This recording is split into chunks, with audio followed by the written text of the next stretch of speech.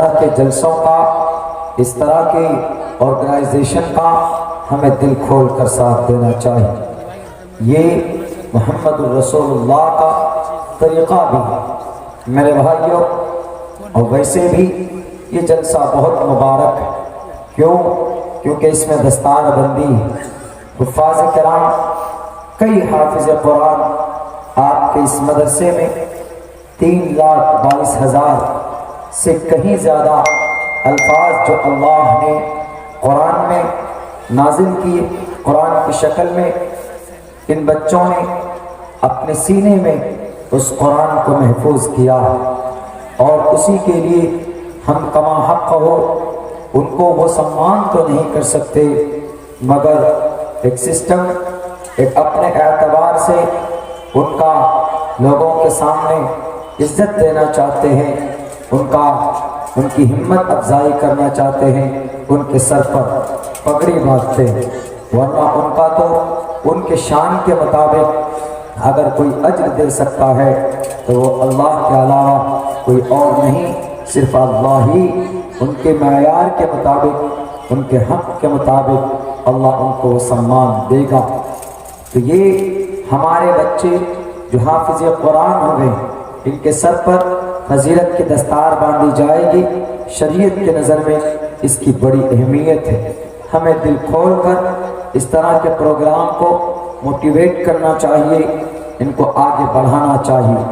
اگر آپ کے گاؤں میں کوئی مدرسہ چلتا ہے، اگر آپ کے گاؤں میں کوئی مکتب چلتا ہے، تو ہم آپ سب سے ریکویسٹ اور گزارش کریں گے کہ آپ اپنے پیٹ کاٹ کر ان مدرسوں کو، ان مکاتب کو، ان علماء کرام کو ساتھ دیجیے، تعاون کیجیے، تبھی اس دھرتی پر وجود آپ کا اسلام کے ساتھ باقی رہے گا، ورنہ پھر آپ کے عقیدے ایسے بدلے جائیں گے جیسے دنیا کے اندر موسم، دنیا کے اندر قوانین بدلتے۔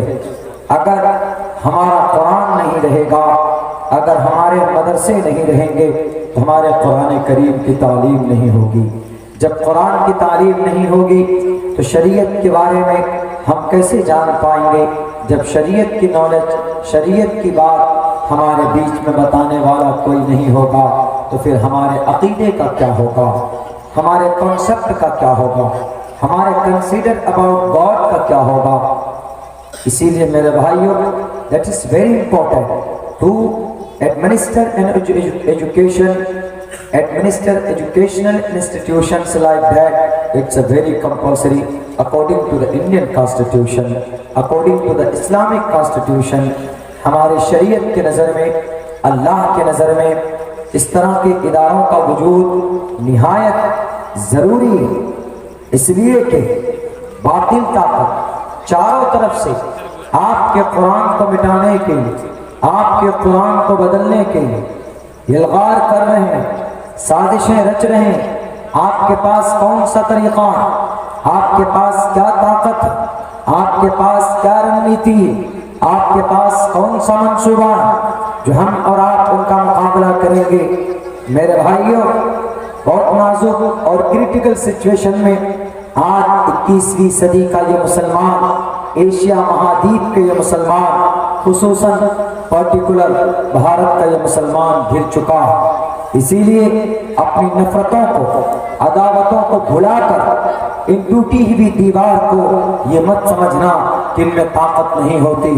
یہ پیبند لگے ہوئے کپڑے پہننے والے علماء کرام کے بارے میں کبھی توہین آمیز کلمات مت نکالنا۔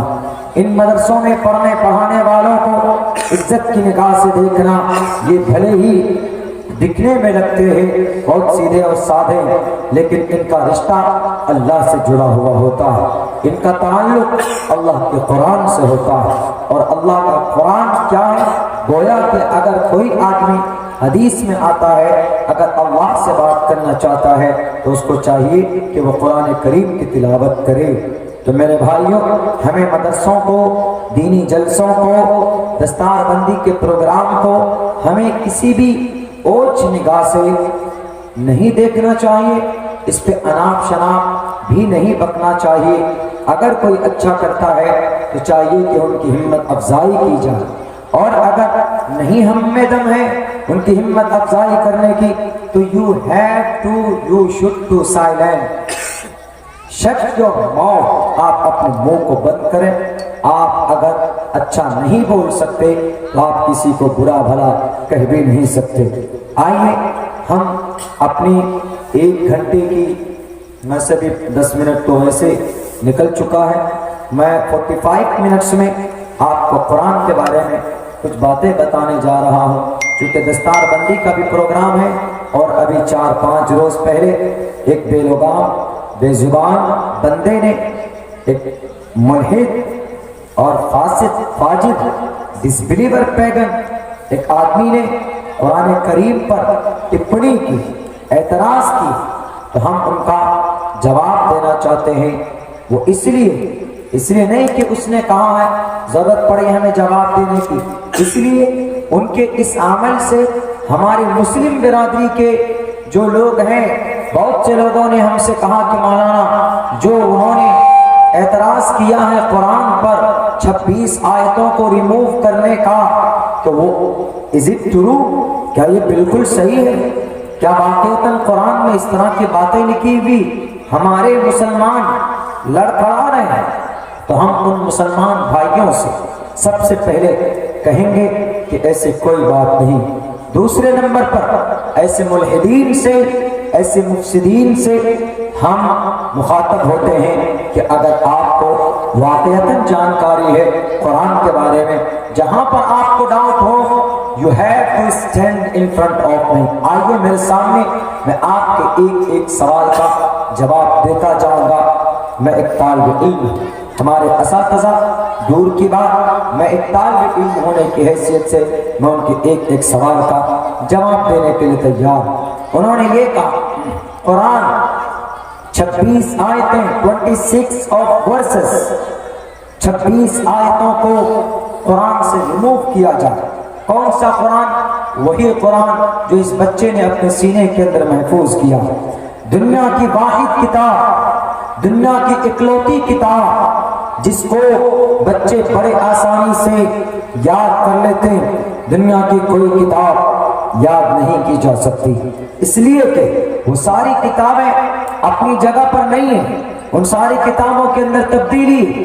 بائبل دیکھیے، انسائکلوپیڈیا دیکھیے، ہمارے ہندو بھائیوں کا رگ وید دیکھ لیجئے، رامائن دیکھ لیجئے، والمیکی رامائن دیکھ لیجئے، تلسی داس کی رام چرتر مانس دیکھ لیجئے، شریمد بھگوت گیتا دیکھ لیجئے، رگ وید یجروید دیکھ لیجئے، سام وید اتھرو وید دیکھ لیجئے. پہلے چاروں ویدوں میں ڈیفرنٹ ہے. کوئی بولتے ہیں کہ وید ایک ہی رگ وید، انہی ایک رگ وید سے چھانٹ کر اسٹیپ بائی اسٹیپ نکال کر ان کو تھوڑا تھوڑا اس میں سے یجروید بنایا، ساموید بنایا، الگ الگ چیپٹر اور بات باندھ کر اس میں باتیں کہی گئی.